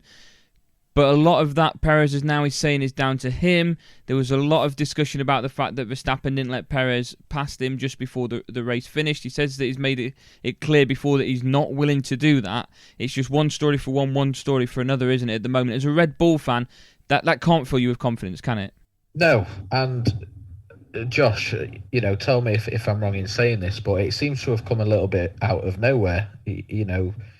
Red Bull have had a fantastic season, their most dominant season for a very, very long time. I know they won the championship last season, but as we know, went down to the last race and was won under controversial circumstances. But, pretty much since the very early stages of the season, it's been pretty obvious that Red Bull were going to be the team to dominate this season. And I don't really know where it's come from. The original order was for Perez to let Verstappen pass, for him to chase Alonso in fifth, and the agreement was, if that were to happen, if he didn't get past Alonso and into fifth place going into the final sort of last few corners, he'd let Perez back to get those extra points to stay ahead of Leclerc, and he just said no. And I want to support Verstappen. He's the main reason for the team's recent success, but it's hard to do that because you can only go off of what you've got in front of you. You can only go off of what's been said in the media on Sky Sports News, and he's had plenty of time and opportunity to give his side of the story, but he refused to do that. He said he'd given the team his reasons. He wasn't going to say why he didn't do it.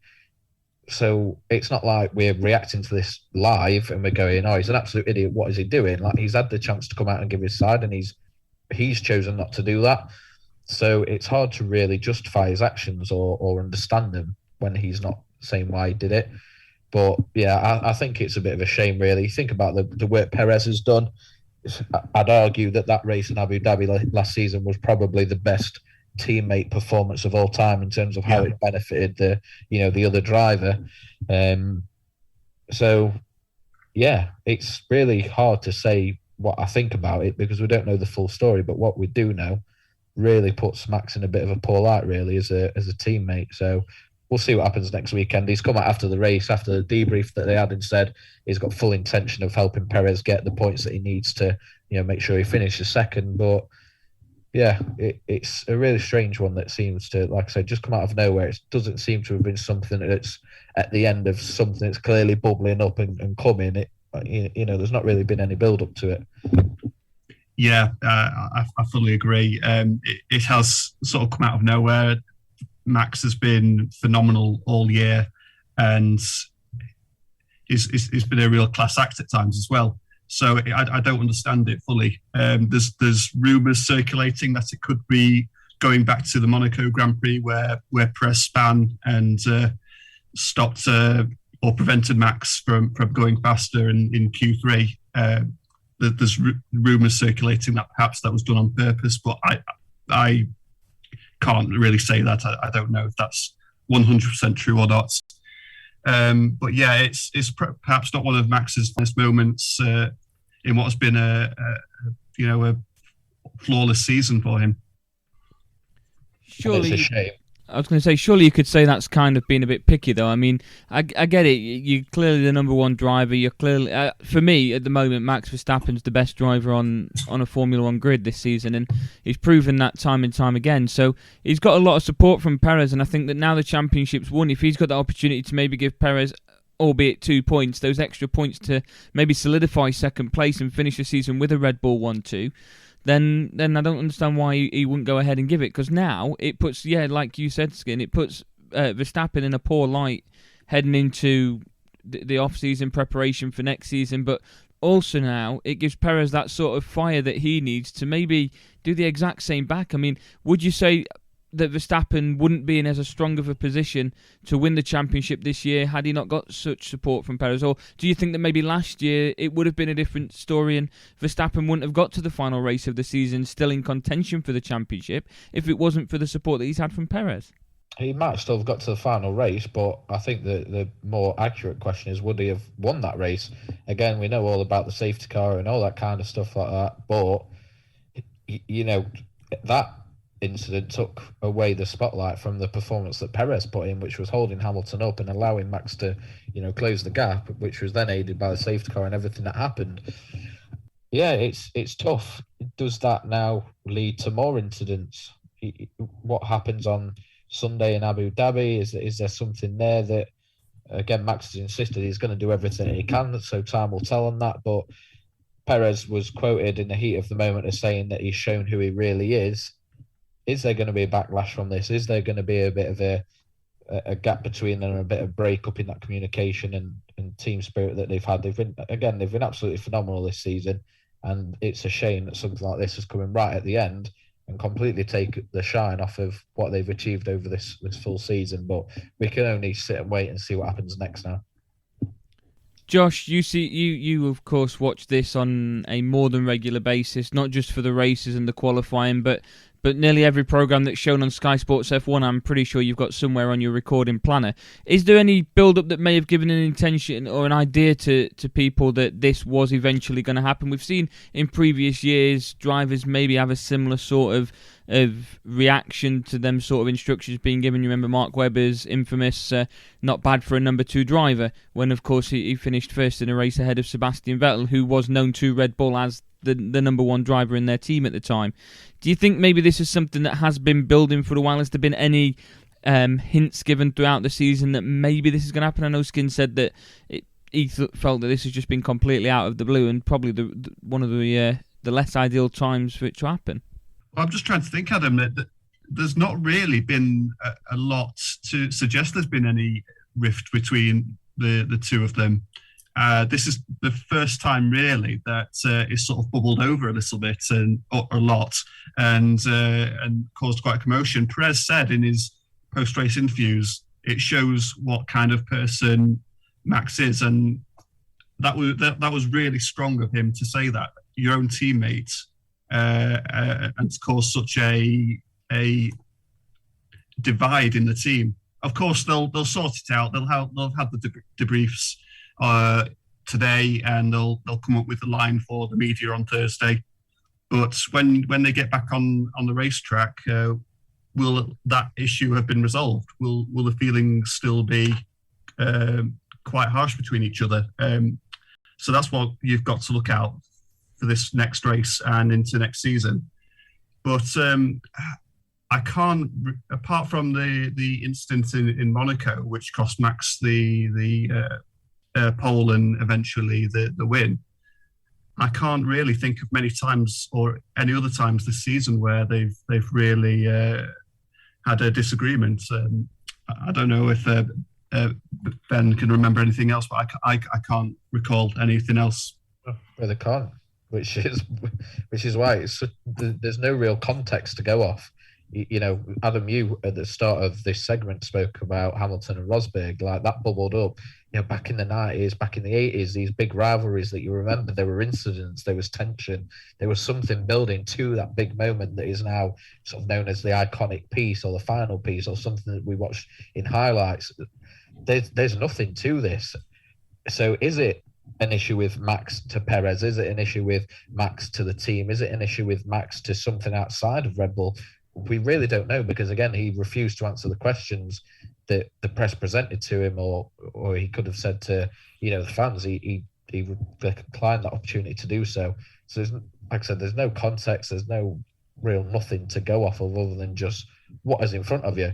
And he hasn't repaid the massive favours that Perez has gone along the way when it doesn't impact him whatsoever, because he's already won the championship. So for me, there's no reason whatsoever where he couldn't have slowed down and let Perez overtake him to make sure that he stayed ahead of Leclerc in second place going to Abu Dhabi this Sunday. But level on points, you know, it's not something that's now he can't beat him or anything like that. Level on points, Max has said he's going to do what he can to get him where he needs to be.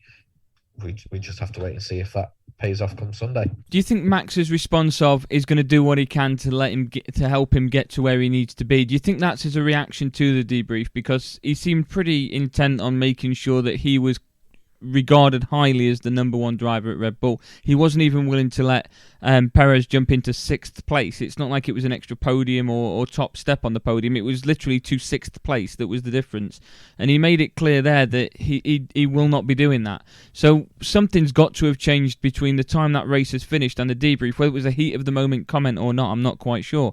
But surely something's been said in the debrief that's then led to this situation where he's said, I'll do what I can to help him. If this scenario repeats itself next weekend and all Perez needs to do is pass Verstappen to have enough points. I know him and Leclerc are level at the moment, but maybe to get ahead of Verstappen so Verstappen could hold Leclerc up if that was the situation. Do you think that Max would be very much happy to do so, or do you think it'd be a similar sort of situation? Because he said he won't do it, then he's come out in the press after the debrief and said that he'll do what he can. Do you think that that's not just trying to fob the media off, perhaps? Only time can tell, but the timing of this is interesting because this hasn't happened halfway through the season where Max is chasing a championship, and whether you might not agree with it, you can understand it. We're now going into the last race of the season where the focus, the spotlight, the media attention is going to be on not Perez versus Leclerc as it should be, but Perez versus Max. And should a situation come up like that you just mentioned there, Adam, if it goes how you would expect it to go. The issue is now we're off the back of Mercedes getting a 1-2 this weekend for the first time this season. George getting his first win, bit of momentum, bit of confidence. It's something that we talk about all the time in the other sports that we discuss that can be a big thing. If they get another positive result on Sunday, and then if there is something, it doesn't have to be major, it doesn't have to be something that costs Perez second place, but if there's something that the media or teams can then take into the off-season, Mercedes close that gap in terms of confidence and momentum, that's going to be big going into next season. Because Mercedes are going to have their back up a bit of fire. They're going to be excited and ready for a new season, coming off of a good end to this season. And there's going to be that tension in the camp, which quite easily could be sorted in the off-season, but there's no reason why it should have got to that point in the first place, which can then make it even harder to make better during that time. So it's going to be very interesting, not just the impact for this season, because grand scheme of things there really isn't any. It's about what impact it could have going into next season for me, which is the bigger piece. You're absolutely right. And Josh, as a Mercedes fan, as far as I'm aware, correct me if I'm wrong, next season we've already got the confirmation that Russell and Hamilton will race for Mercedes, Sainz and Leclerc will race for Ferrari, Verstappen and Perez will race for Red Bull. That's not going to change. All those three teams have confirmed their drivers for next season. So surely as a Mercedes fan, and maybe some of Ferrari fans as well, could be rubbing their hands at this thinking there's turmoil in Red Bull, this ain't going to work for them, this is our chance to push on, because Ferrari are looking to reacclaim themselves at the top of the sport. They've done it for many, many years. They've been really the only consistent to be there or thereabouts for the entire time they've been within Formula One. Mercedes have got a point to prove. They've obviously won it consistently for 7 or 8 years, and then out of nowhere Red Bull have taken the ball by its horns, pardon the pun, to keep on pushing forward. Now Mercedes have got that 1-2, like Skin said. They've got that confidence. Ferrari know that they're good enough to be there or thereabouts by the end of the season. Maybe this turmoil in Red Bull, surely as a Mercedes fan now, you've got to be sat there thinking it was only a matter of time, or it's finally happening. This is our chance heading into next season. There's a lot of work that Red Bull have got to do off the track now just to repair that relationship between Verstappen and Perez, because neither of them have sat back and just let this be a case of, oh, it's one of them things, he didn't have the chance. He had the chance. He kind of, as some people may say, stabbed Perez in the back there. Didn't do his part as a teammate. Now Perez is going to have his back up about it and maybe push on to try and not return the favour for Verstappen next season. As a Mercedes fan, you've got to be liking that. Yeah, there's so many stories going into next season, and it is exciting. You know, last year we had Mercedes against Red Bull. It was ferocious, and this year in the early part of the season you had Ferrari challenging Red Bull. What if next year we can have all three challenging each other on a regular basis throughout the 20 or 23 races, however long it is? That would be absolutely fantastic to watch. And in terms of Sergio and Max, you know, this last race in Abu Dhabi is a real opportunity to draw a line under that and get the focus back on how brilliant this season has been for them. So I guess that's what the debrief will have been about, highlighting the success of this season and drawing a line under last week. In terms of Mercedes, as we said, it's a turning point for them. Lewis will be wanting to win races again, I'm sure. George will be buzzing with confidence after getting his maiden wins. So, you've got two drivers there who are really fired up and ready to go for a title challenge. In terms of Ferrari, they had a fantastic start and obviously a fantastic car as well. The drivers obviously were top class, and they've been let down, in my opinion, by poor strategy and just really bad mistakes throughout the season. And Ferrari really need to iron those out if they are going to maintain a season-long challenge to Red Bull and probably Mercedes as well next season. Absolutely. I'm just going to ask two last questions to the both of you. All I'm expecting is just one quick answer, as we are short on time. Next season, who's going to win the World Championship? Driver first, Skin. Max. Josh? I'm going to be boring and say Max as well, and Red Bull for the constructors again. However, I think it will be much more exciting between the three teams this for 2023. And Skin, you've not given me a constructor, so we'll come to you for that now. I will go Red Bull too. What about yourself? Someone looking outside in, being a McLaren fan, what are you going to go for as your early prediction for next year? Lando Norris and McLaren. There we go. I think they're wild cards within themselves, aren't they? Bold predictions, if you will. No, I want to see Charles do it. I want to see Leclerc and I want to see Ferrari out. So I'm going to go with Leclerc and a Ferrari double there, just to be different. But also, I've said throughout the season, if Max doesn't win it, I want Leclerc to do it. So I'm going to back him for next season. Josh, thank you very much for joining us. We look forward to seeing your reports when they start from next season on loadedsport.co.uk. So thank you very much for joining us to go through what has been a very entertaining penultimate race to the season. Despite the championship being over, there's always talking points going on in Formula One. So Josh, thank you very much. Pleasure, Adam. Thank you for having me on. Not a problem. We'll be back joined with Kemp in just a few moments' time as he reviews UFC 281 here on Loaded Sport, the third episode with myself, Skin, and Kemp.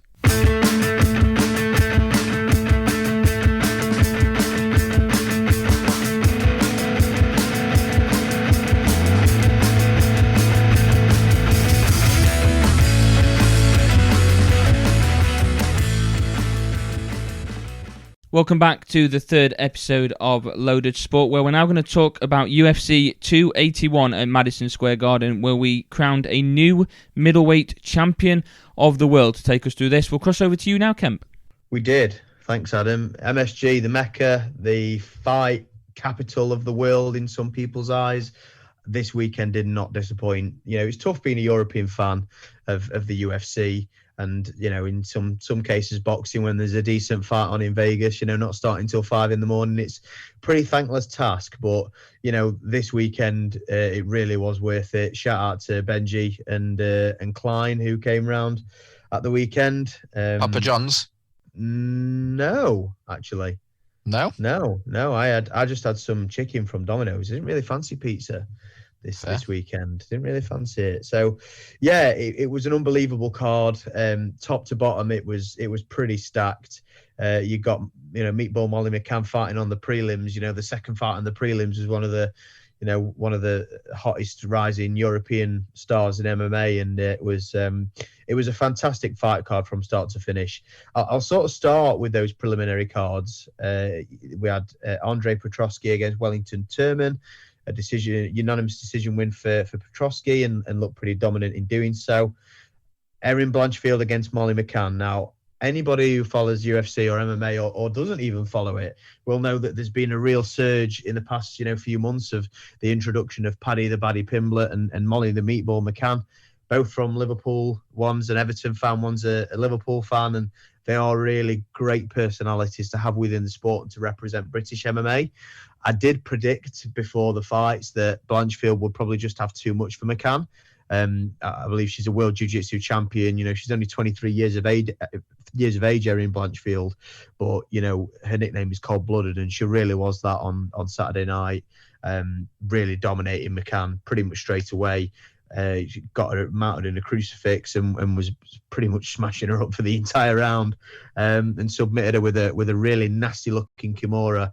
And I think the problem with MMA fighters these days is, they'll say something on social media or on a podcast. For example, Molly McCann said she'd never tap, and then unfortunately tap into a Kimura, which she absolutely should have done, because the pain must be absolutely excruciating, and the last thing you want as a professional fighter is a broken arm. We then went to Ryan Spann versus Dominic Reyes. It was a catch weight of 206.6 pounds, so pretty much a light heavyweight division. And Dominic Reyes getting knocked out once again. It's his fourth defeat in a row after being beaten by John Jones in a razor close decision a few years ago. And it's very, very difficult, it seems, to sort of get over the hump of having such a close fight against one of the greatest fighters of all time. Since then, like I say, Dominic Reyes has lost in pretty convincing fashion since then.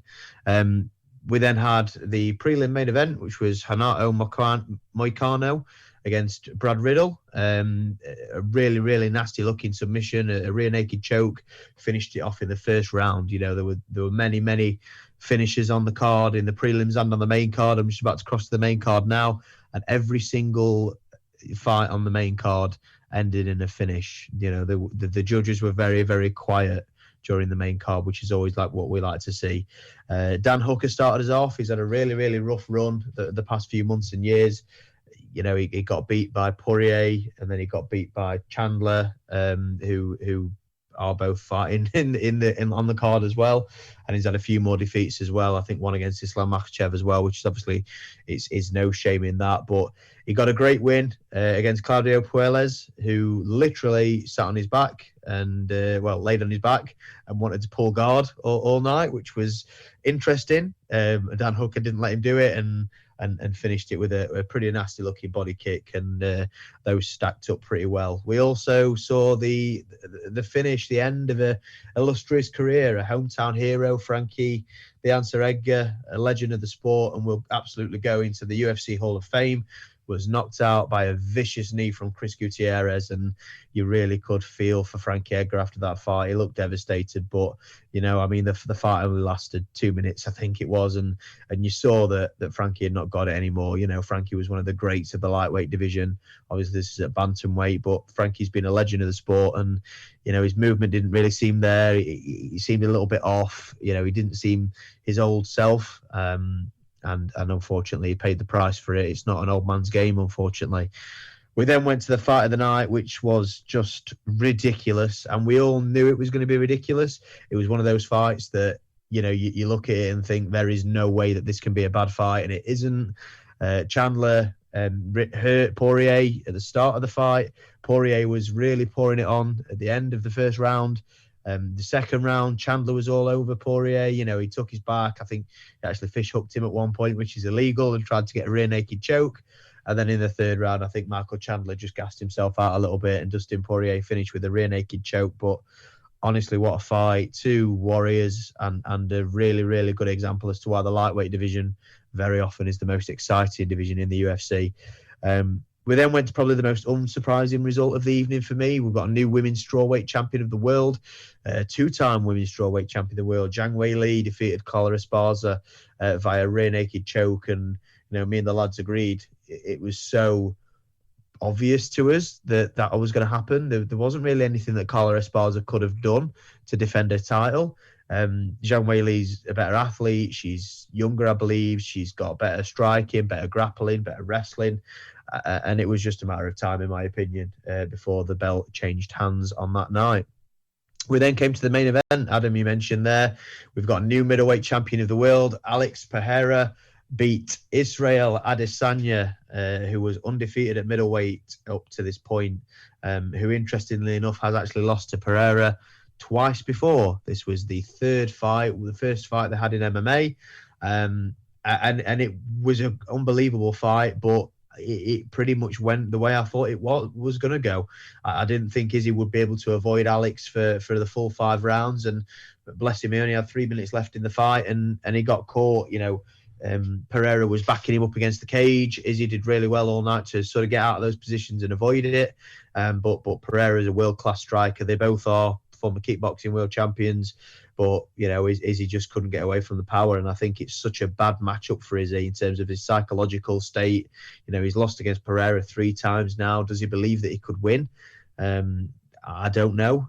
And again, Adesanya really, really struggled with Pereira's pressure. And I think he thought he was going to get tired towards the end of the fight, but no bueno. So it was an unbelievable night of fights. I think Pereira on the back of it is probably one of the most beatable champions in the UFC. He's an unbelievable striker, world champion, world-class kickboxer. But his Can I just quickly jump in with a question there? Of course you can. Yeah, of course. Who would you say is a better striker at this moment in time than him or Erling Haaland? Right now? Yeah. Alex Pereira. Interesting. Yeah, Alex Pereira. He is the middleweight champion of the world after all. He is. And Haaland's had a couple of games where he's not looked like he's going to score 5 goals, which is not like him. So, yeah, Pereira is very beatable in my opinion. He's like I say, a world-class kickboxer and a world-class striker. But anybody that knows the ground game, a Vittori or a Robert Whittaker or anybody of that ilk, I think, to be honest, I think he loses the title. So it freshens things up at middleweight. It was an unbelievable card, and I believe it was the second to last numbered card of the year. The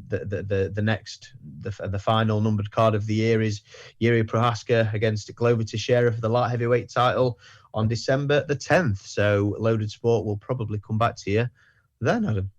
Yes, thank you very much. I tried to keep my input there for you, very minimum, but excellent review of what sounded like a fantastic show.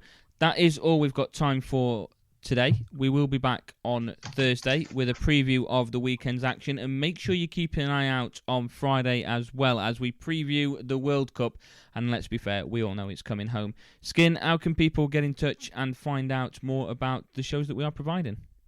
Yeah, just search Loaded Sport on YouTube and Spotify, Facebook as well if you want to give the page a like and keep on track of updates, or keep on top of updates, should I say, at Loaded Sport on Twitter and also at Loaded_Sport on Instagram as well. We'll have plenty of clips, plenty of trailers, plenty of updates coming your way. And yeah, this is a big week. There's 3 episodes to be dropped this week, including the big World Cup preview, which I'm really excited to get stuck into and record, because it is a big shame that the World Cup at the time of recording is now 6 days away and there is next to no hype around it. But I'm sure we'll get into all the political reasons as to why that is when we get sat down and have a good chat about it later in the week. Absolutely. Skin, Kemp, thank you very much for joining me to review all the weekend's action. A lot to hopefully look forward to this time next week when we review Week 11 of the NFL and the